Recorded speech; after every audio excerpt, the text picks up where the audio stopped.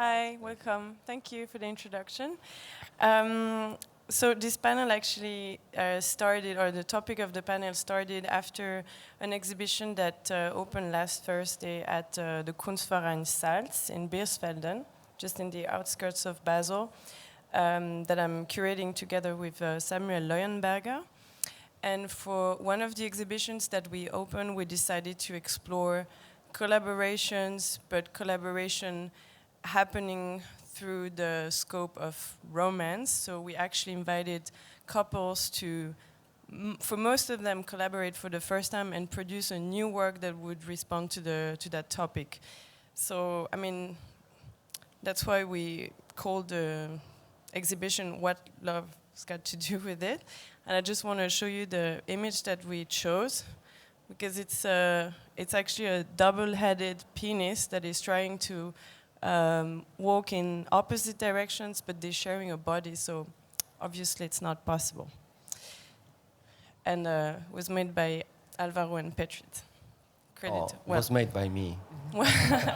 Well, we will speak about authorship in a minute. So maybe before we start, because Paul, Alvaro and Petrit were part of this show that I just mentioned, and Stephanie is, is invited as the external commenter. Like a curious bystander. Exactly. So I just want to quickly read the list of artists, because of course not everyone could be here. And I also maybe want to highlight the fact that I'm going to list the artists in an alphabetical order, so it won't let you guess who's sleeping with who, because that's not the point. So in the exhibition we had Nino Baumgartner, Claudia Comte, Don Mock, Egon Elliott, Petrit Halilaj, who's here, Paul Kneale, here, Karine Lehmann, Guillaume Pilet, Antoine Renard, who's also around here in the audience, Megan Rooney, Clémence de la Tour du Pin, and Alvaro Urbano on my right. So I don't know. I thought maybe we could start by describing the project. So I don't know if maybe Paul, you want to start and explain the project you made for the exhibition. Sure. Yeah. The piece that. Well, I think I have to give it away. Who I'm sleeping with now? My partner Megan Rooney. We had the invitation from Elise and Samuel to collaborate on a work, and we don't normally collaborate, even though we live together and talk about art together and help each other with our projects. We don't ever make the same work, and the last time we did was about 7 years ago, and it was just right at the time that we had first got together. So we thought we should revisit this last time that we collaborated, which actually ended kind of badly, which is why we never tried it again since.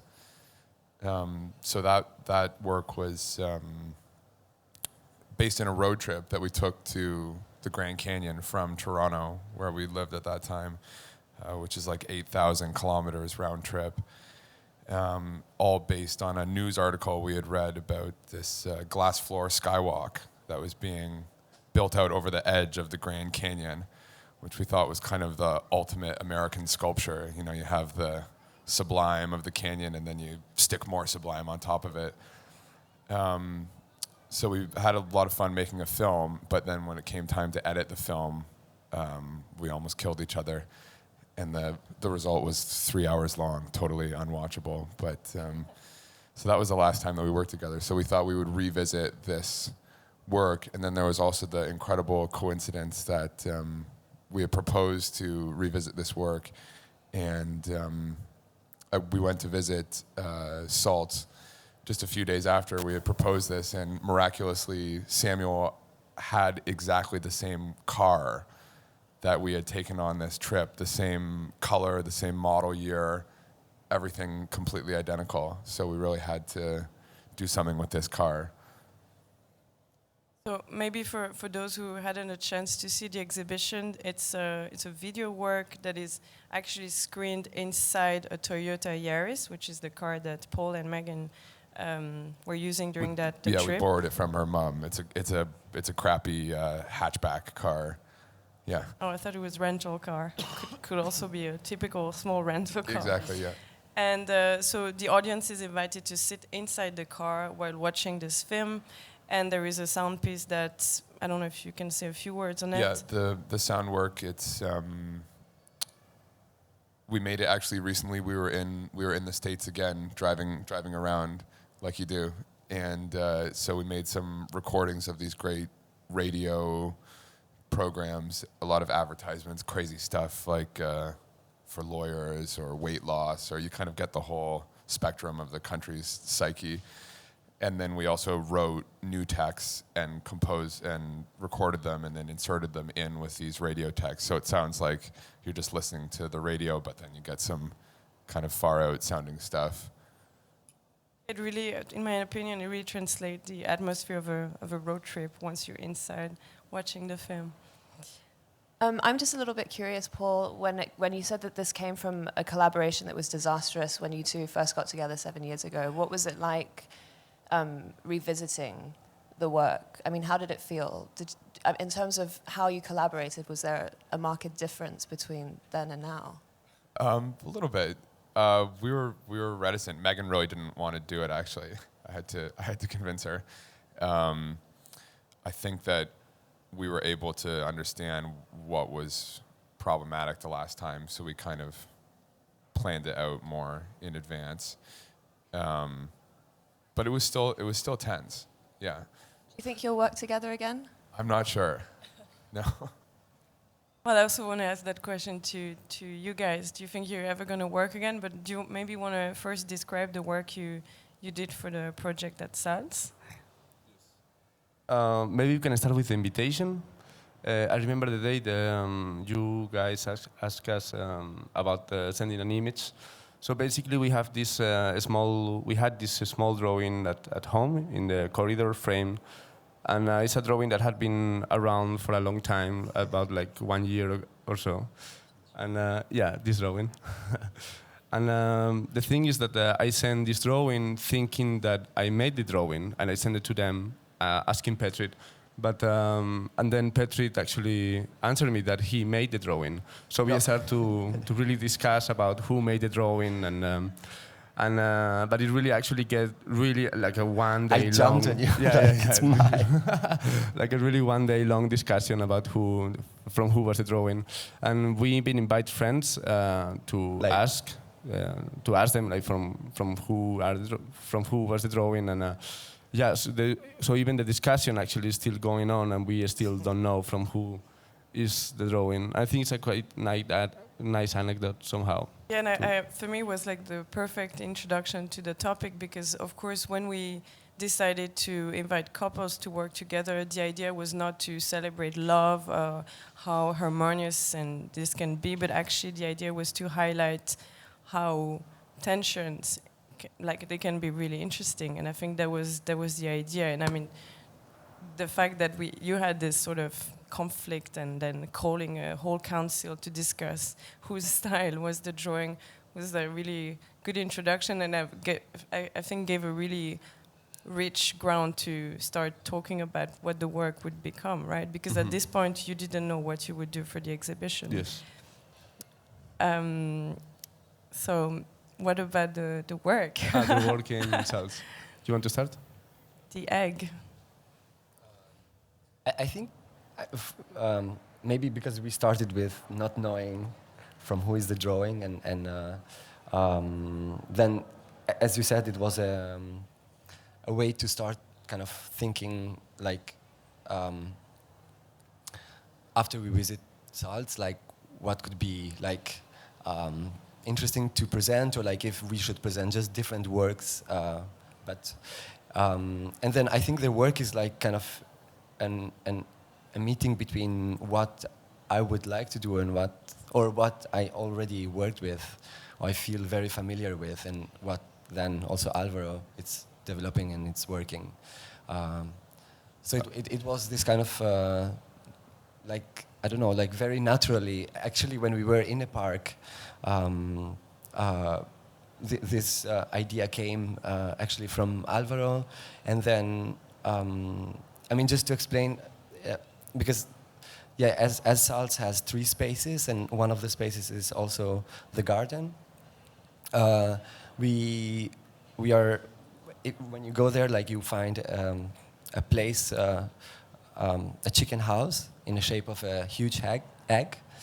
But what seems normal and just usual, then maybe changes a bit when you see that they actually can go out by a bunker they have, an anti-atomic bomb bunker just in case. We built it for them, or they have it, they built it somehow.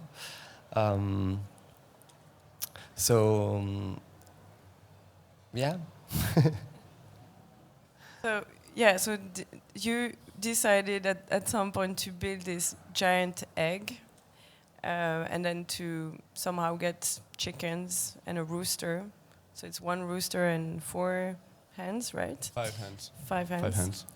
5 women, and to activate this giant egg with chickens inside, which of course is full of irony, and I guess it comes from who comes first, and Yes. that's actually the title of the work. But then on top of that came this idea of the bunker, because I understand that you were interested in the fact that in Switzerland we like bunkers and atomic shelters a lot, and we feel that we need to be safer than anyone else, probably.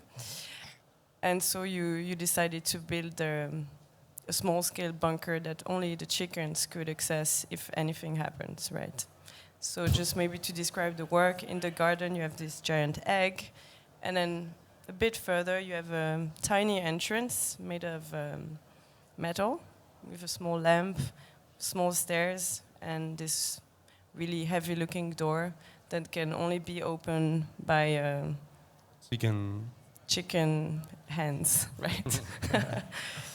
And inside the gallery there is a small, I guess, an addition to this work, that is a small section that explains how chicken can access from that gate and kind of connect to the bunker, right? And also because it's underground. Yes. And also we made 20 giant feathers, the people to sleep in or to just use as cushions or so.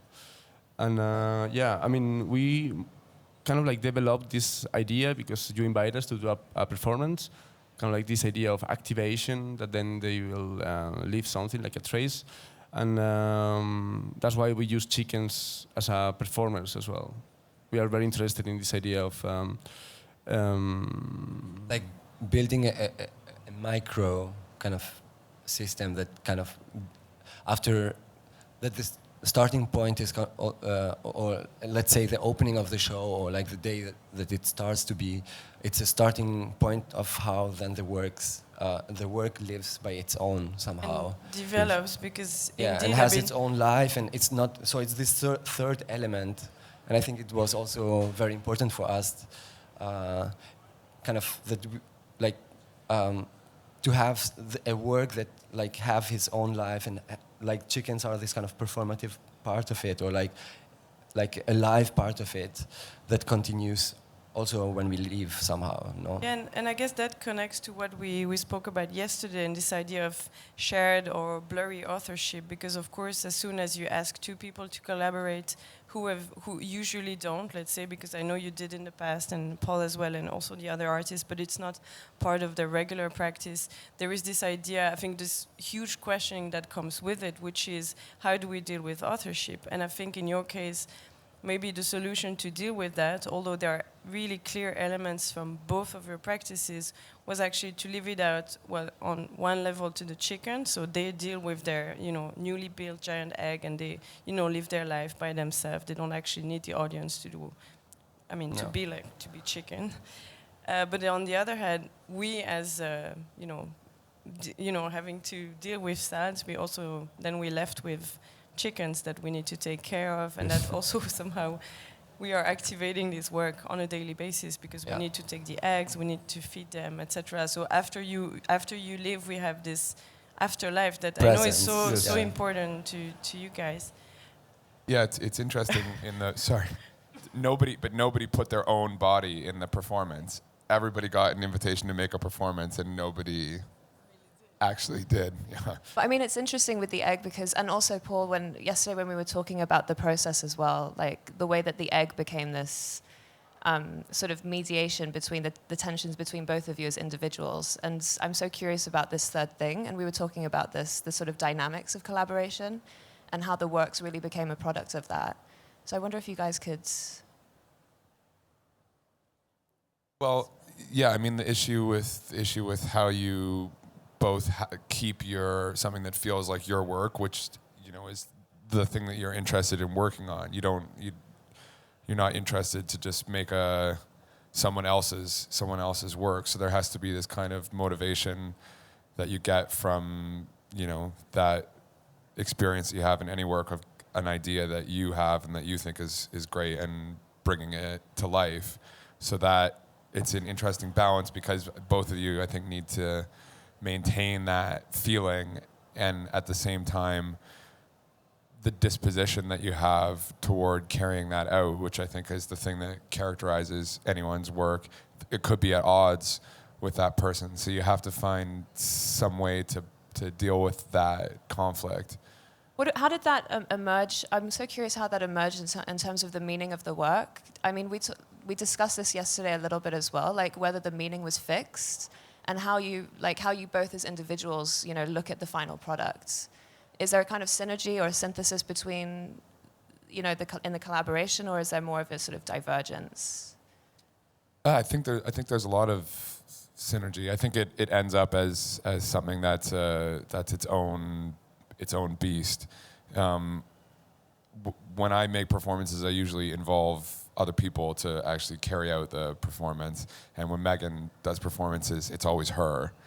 So we found a hybrid, which was using her voice. So she's present there, but at the same time, I don't have to be present, because we staged it in such a way that there's this space between the voice and the body, because the bodies are absent from the car. So to me, that was that kind of third result, where it wasn't me kind of programming people live, nor was it her being there with her presence and delivering the text. Elise, how was it in terms of curating the project? I mean, you had all of these sort of works that were collaborations, but then at the end you also had you and Samuel, who were sort of overseeing the entire thing. Well, Samuel and Elise, we've been collaborating together on site. So now it's been a year. I think we both more interested in commissioning new works or creating situation rather than picking works. And I guess more so in the context of Art Basel, where you feel that the market is so bloated, so we wanted to emphasize performance, but we also wanted to emphasize relationships, because of course a romantic relationship can be very fragile, and we know that most of our friends are engaged in a relationship, and that kind of silent game of influence should be at some point. We thought it was nice and beautiful to highlight that in a way. And so of course we had no idea about the works. I mean, we knew people's practice individually, but how could we know how we would, materialize once the work is done? I guess we knew about dynamics more than work. So after the invitation was made, for example, I mean, I knew all of the artists personally, so that's also, I guess, how the invitation came about. But for example, with Petrit and Alvaro, recently I did a performance exhibition at the Kneale Pavilion in Berlin, and I invited Alvaro alone. And but Petrit was there with us almost every day, helping, and really like hands on the work, and they were talking a lot about the work. And although it was Alvaro's work, I thought that Petrit's presence was actually crucial to the work, and I thought that this work dynamic was really interesting and beautiful, because in the end, of course, Alvaro had the authorship. However, Petrit's advice was part of the work, no matter what. And I guess that's how we started. So that was, an obvious choice. And then more and more we discussed with Samuel and found about those, you know, people we knew that of course were talking on a daily basis about their work, but we're not. I mean, why would you highlight your, you know, romantic partner in your professional life? It's usually really badly seen, you know. Petrit, Alvaro, I'm curious, like, in terms of, do you think that the collaboration is different because the romance is there, or do you think that collaborations would always have the same kind of tensions if you were to work with someone else? I think it has more tensions because you cannot escape from work somehow. I mean, even in the nighttime, I'm thinking. Even in the morning, no, every kind of like I'm in the shower, I'm still thinking. We talk about it, so it's really you really cannot escape. You really cannot escape, actually. And yeah, I think it's very difficult and very beautiful at the same time. Yeah. Yeah, that's true. It challenges your time because if you have an email from somebody, you can ignore it. But if you're having dinner with the person and they bring it up, like you have to talk about it. It's like, yeah, exactly. I think, but that's interesting that, I mean, we had a very intense week of, you know, install and building stuff all together. And I was really interested in the more personal side because, of course, you have to build new boundaries because it's not only, I mean, on one hand, you have to protect your relationship because you love someone. On the other hand, you really want to make a good work. And I guess third thing is like you have to compromise so much. So I guess this kind of creates by itself a new situation. I don't know. I mean, but maybe yeah, because these balance things. No, but actually, the day after the opening, I that's why I asked also Samuel and you like, but guys, did you had sex or something these days because it was like very intense, and they were like, no, finally I had it this morning. It was after the opening. But it was, I think it's part of it because like the energy you give and like the exchange you have with each other, it's so intense that like and so beautiful somehow because like you get to know different levels that usually don't take time to share or to want to really kind of make something together or touch the work together, transport, like think about it constantly. So like it's an amazing level to kind of to try with I mean, for me, have been beautiful because like so many times actually you have maybe some project and you really would like to have Alvaro around and but the other one is also busy. So like, you know, kind of this was kind of a beautiful chance to spend time together and to know each other in this level. But it was beautiful actually. I wanted to ask you maybe if you could tell us about the other collaborations that you did together, because I know that most of the time you work independently, but recently you had a big project that you worked on together. I mean,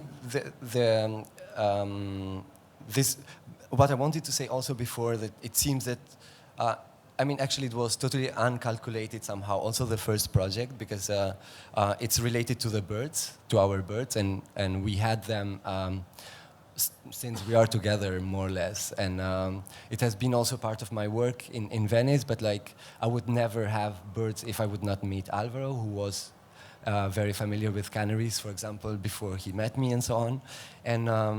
And the first collaboration came in Villa Romana in Florence, because we were living for almost a year.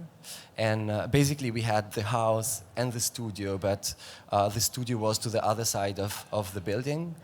And in meantime, it's like a garden also.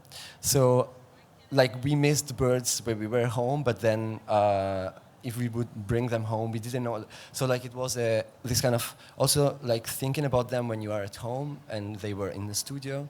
So it was so natural to kind of think how to connect these two spaces, two different spaces of the same building. And it was kind of also an architectural or mental connection that we didn't know how it's going to be, but this was the first desire. And then so the idea was to connect your bedroom with to the studio, so the birds, so the birds could fly all the way 90 meters and come basically always in the be morning with to you. visit us. It's like this tunnel passage made out of chicken net that connect the two spaces, so they could really freely fly from one space to the other one. It has kind of like a lot of layers also, because like this idea of freedom, but at the same time they are always in the same path. But it's canaries, domestic canaries, actually cannot live without humans.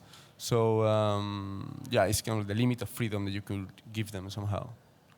And then this project at Villa Romana was the starting point to, or was expanded, so to speak, at the Kunsthalle. Bundeskunsthalle in Bonn, Bundeskunsthalle which now in Bonn, yeah. it's on, and Still it's there. yeah, and actually we installed it 2 months ago.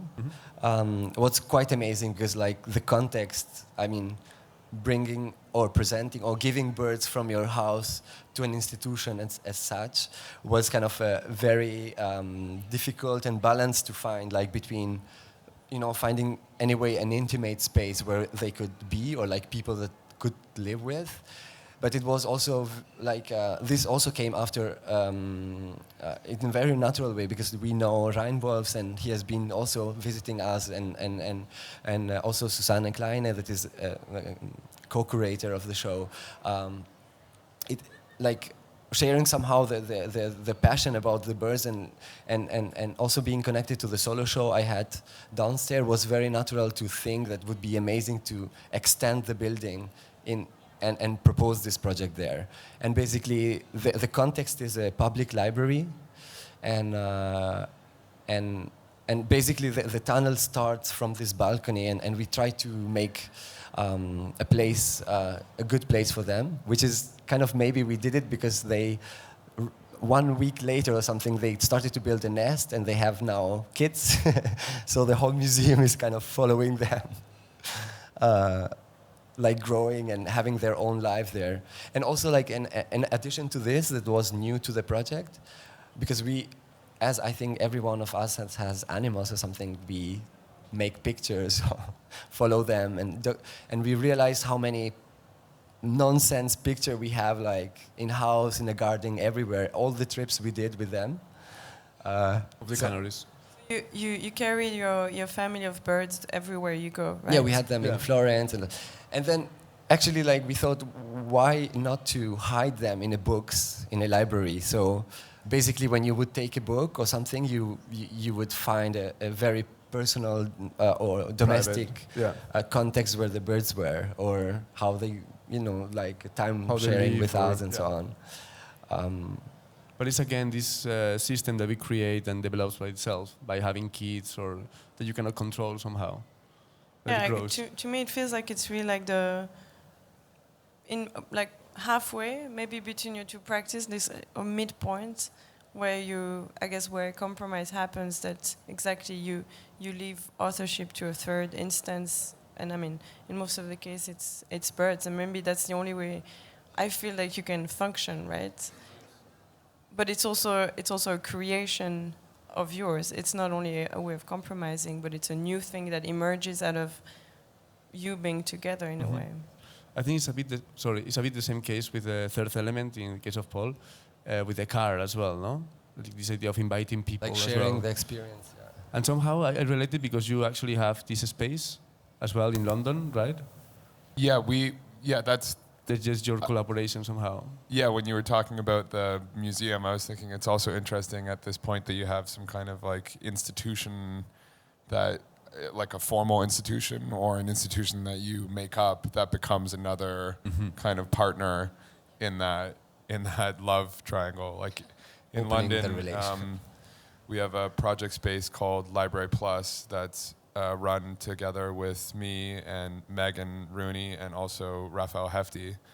And we're all best friends, and we live together in this old library in London and have our studios there also. So the project space really came about because we had this massive, massive space all to ourselves, like so rare in London.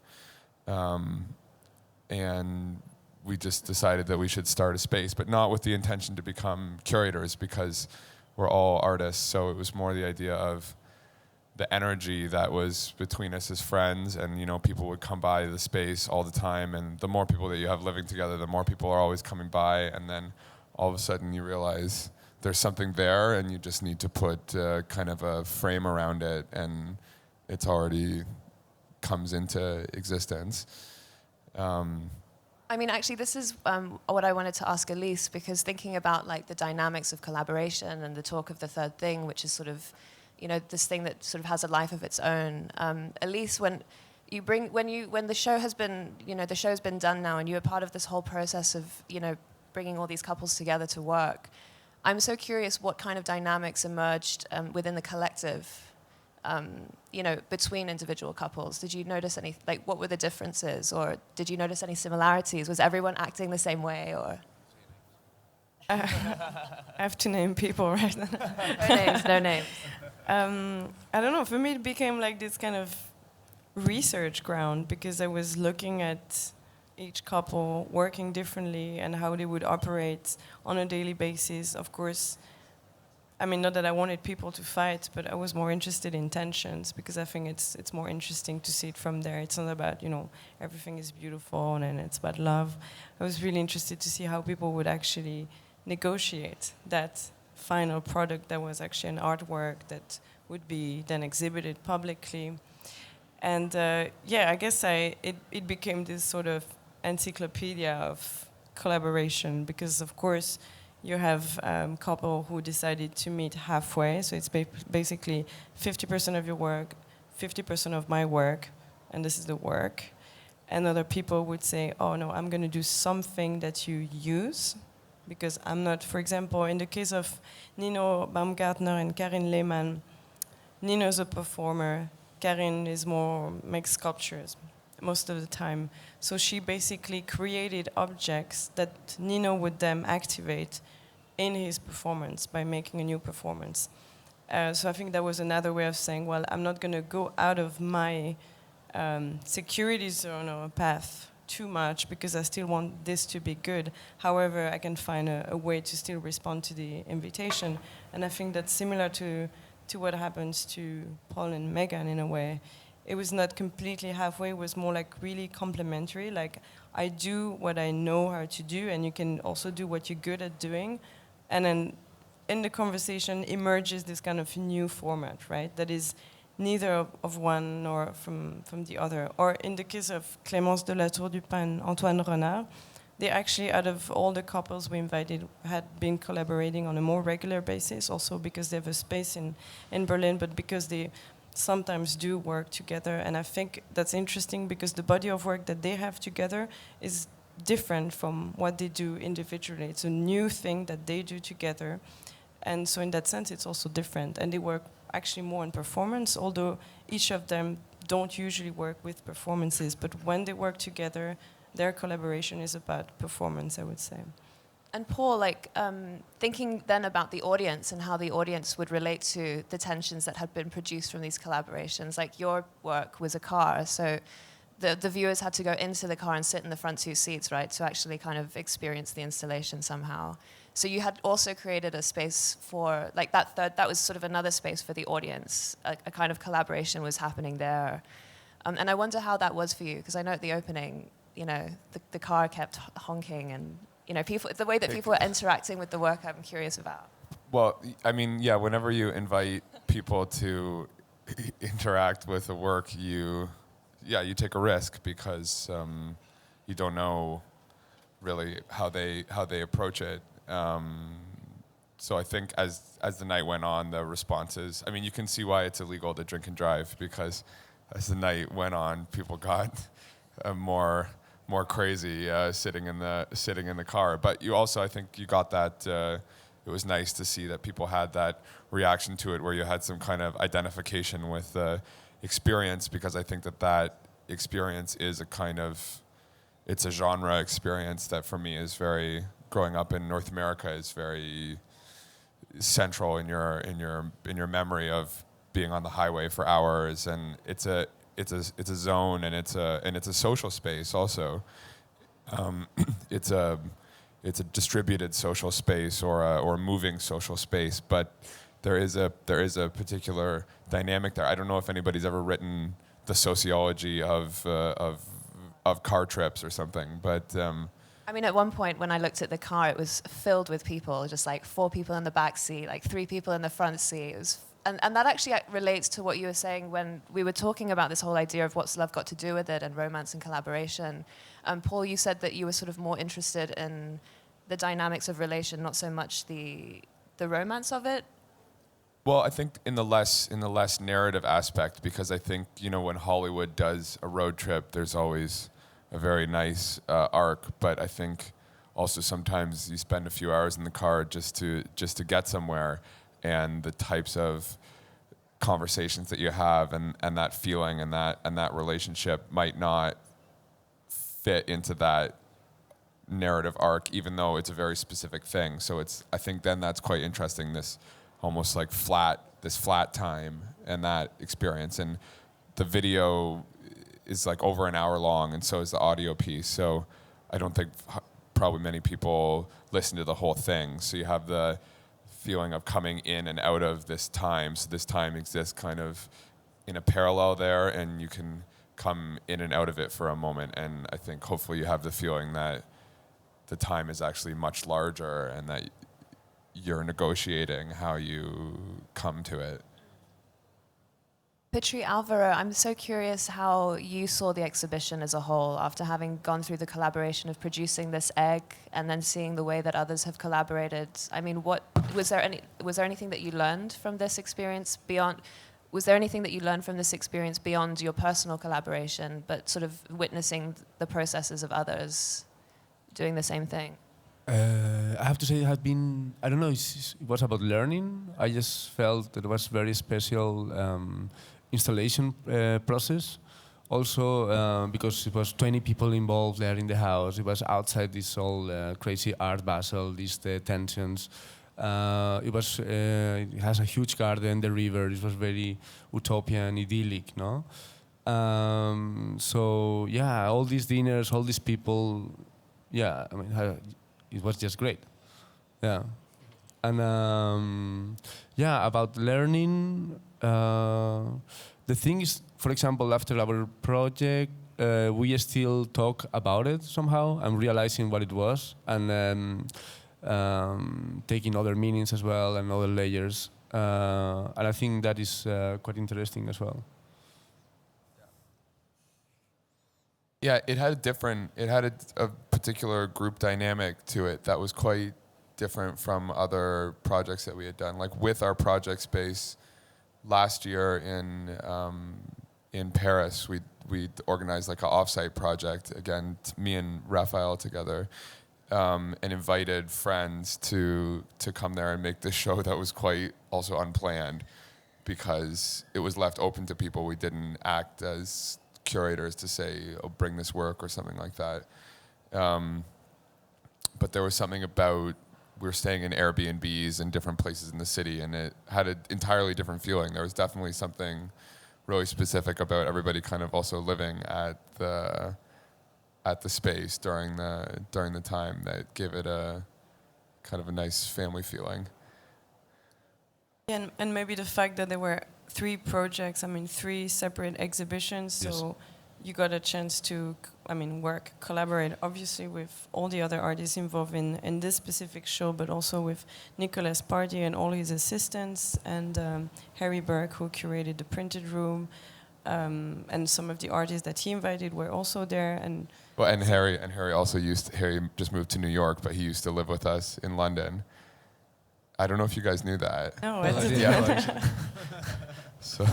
No, but and what was nice also that it was I didn't remember any moment when something was forced to be kind of connected or to seem, or like any stress that this show have to be kind of in some way like something forced in a way that will seem, kind of different from what just naturally should have been, kind of this I felt very good, because then the relation was about having chance to know each other for first time, or like collaborate and know the works and talk about things, and parallelly know our own project, each of us. So it was kind of, I really appreciated that kind of, and yeah. Yeah, I guess it was never the point to celebrate collaboration in itself, but it was, as I said in the beginning, very open to experiment and also open to failure. because we Maybe had we were all so busy with each other, so we didn't want it to even. But I think that's a really nice alternative to the group show that's, you know, has a much stricter idea of why these works are included, to take people that have relationships and then kind of read the result rather than to kind of put a stamp on it from the beginning. Yeah, and I mean, I guess it sounds a bit silly, but maybe it's successful in the sense, I don't want to throw flowers at myself, but I think that arguably this is successful in the sense that maybe it's a show about romance and collaboration. However, it's not about, as you said, picking works that have a narrative about that, but rather, I guess, them, or no? creating new works that maybe have the essence of the experience, if that's possible at all. If it's possible to convey that week that we spent together to an audience through objects. I think that's always, I mean, it's a challenge because, you know, not every artwork is completely autonomous or, you know, bears its own discourse. But I guess for me, that's always the dream as a curator. If you can manage to translate an experience with an artwork rather than actually forcing a discourse, you know, during thematic shows that, you know, I think for me, I believe it's hard to do a good thematic show, no matter what. So I guess that's a way of looking for alternatives.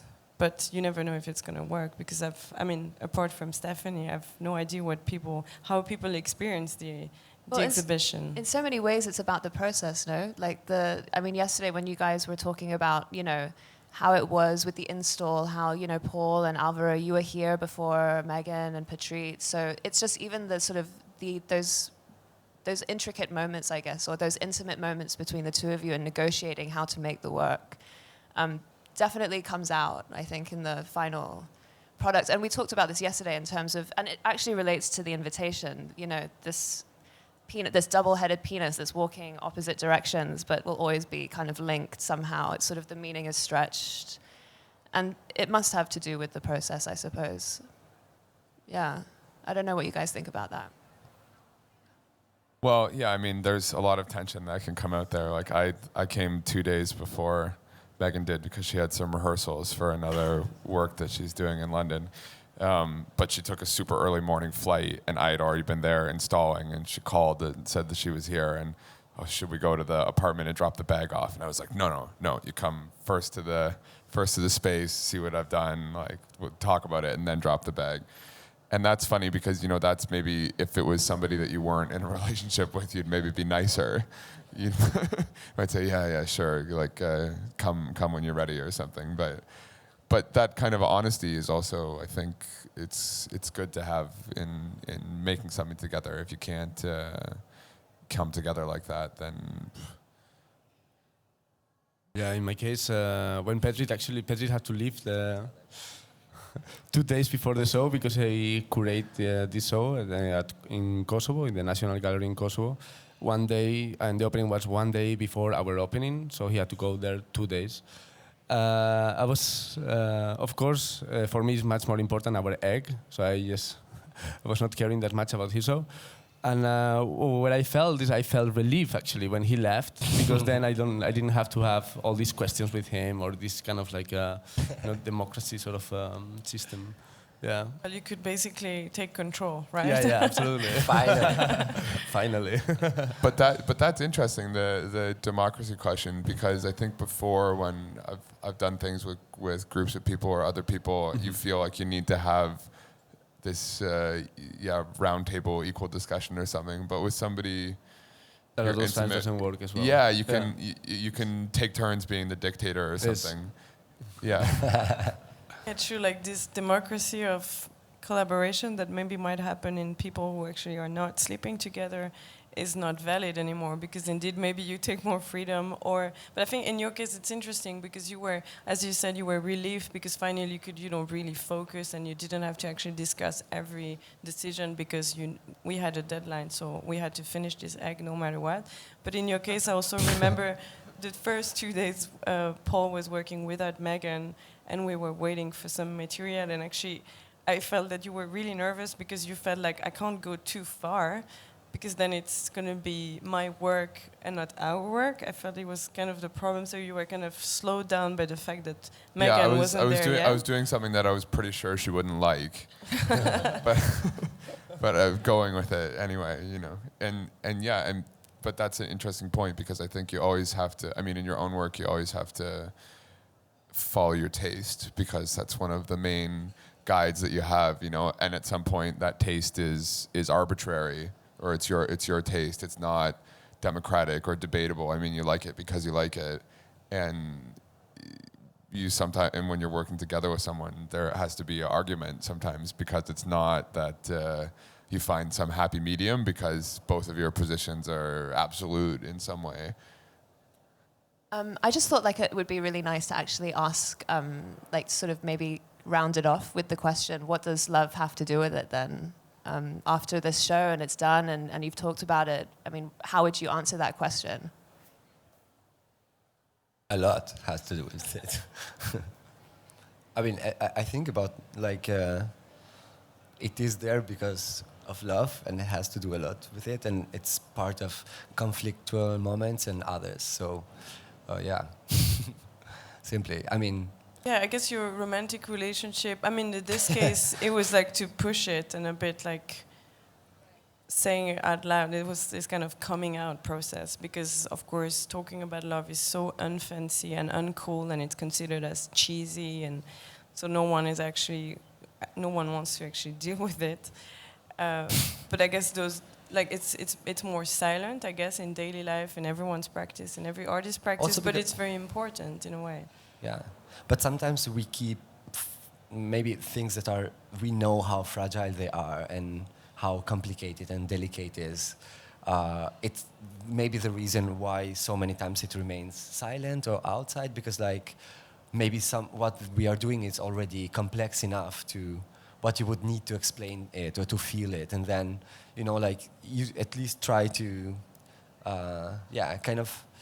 because it's super fragile. Like the relation in any moment can be something else, can go to somewhere else, or it can transform. So I think this is also the reason why, like so many times the love is so part of the process, but then when the work comes, as so many other things, we kind of leave it out. But it comes in the right moment somehow, you know, kind of, it comes back, or like, you feel it somehow, no? Like, and also behind the scenes. It's interesting, I think we talked mostly about the relationship at the production phase or at the presentation or installation phase, but actually, I don't know, I feel like for me the main part is even when you're having ideas and you're sharing ideas with somebody, and maybe, kind of, as you say, fragile ideas or fresh ideas, and that you have the kind of special understanding with somebody that you throw some things out there sometimes, and maybe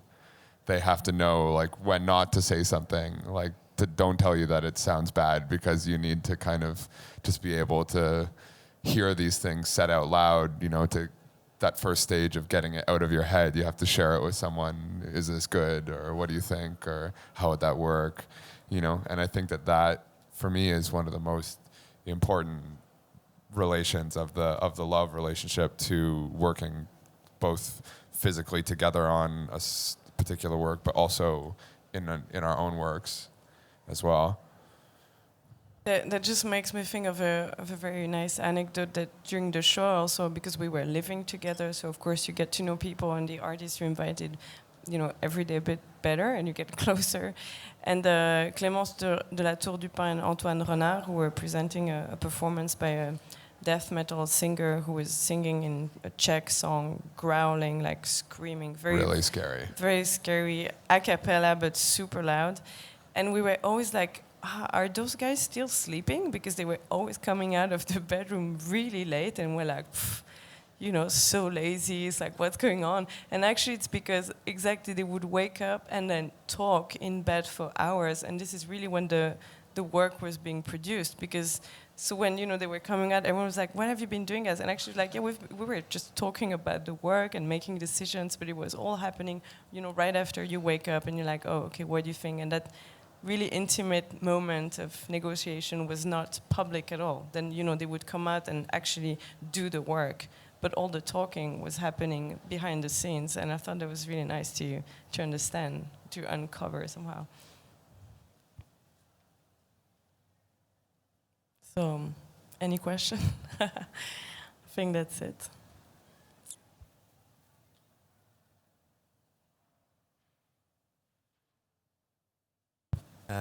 Thank you very much for this talk. I really appreciate that finally people start talking about relationships and romance on stage, also at the fair. Not just singing about it. Okay. No, but yeah, maybe I even try to take a little bit further, because you've talked a lot about how the collaboration or the romance influences your work, but I would be interested also, how is it on the opposite? Like, is the art or your projects you're doing, is it somehow a child of yours that's a kit for your relationship? And also, yeah, how do you make quality time for your own and not think about art? And what is there besides? Like, is there things besides that have nothing to do with art that's also equally important to your relationship? Has it ever happened? Huh? I don't think I have any of those moments, personally, that you're not thinking about your work, even though, you know, romantic moments. It's not that we produce every day at work. So, no, but like, it's actually what we do, it's like as a consequence of time we give to each other or spend with each other. No, so I guess, and then of course, like, there are days when if you really respect what came out of that, or like desires that come out together, then of course you are committed to that and you want to share it with the others, and you can, you know, you have to give time to that too. Then of course it's the time to, yeah. So it's, for sure there are like two moments when you give time to each other and when you give time together to the work. But like, the thing is, when you say to art, I mean, I don't know what it means, because like, it's so hard to me to think it as a work or as something that is so weird, or like that when I give time to art, it seems like I'm not giving time to myself or to Alvaro, or, you know, like, kind of, actually we don't know if that's art at all, what we did. It's just like time we shared and thing we did. So Yeah. I mean, I don't know if I'm moralizing it too much, but like, honestly, it's like kind of.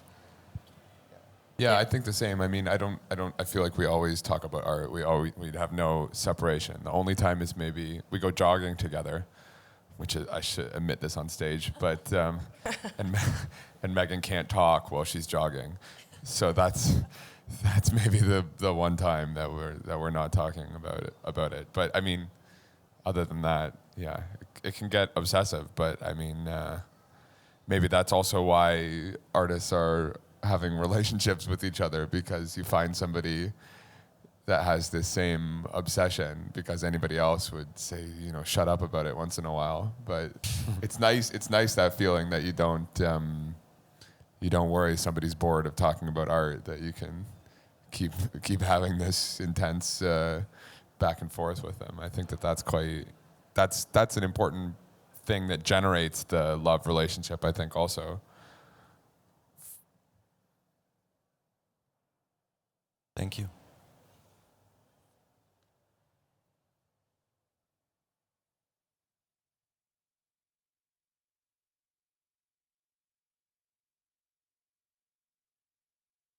Great. More questions?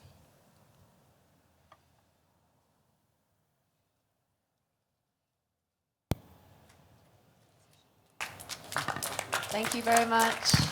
Thank you. Thank you. Thanks.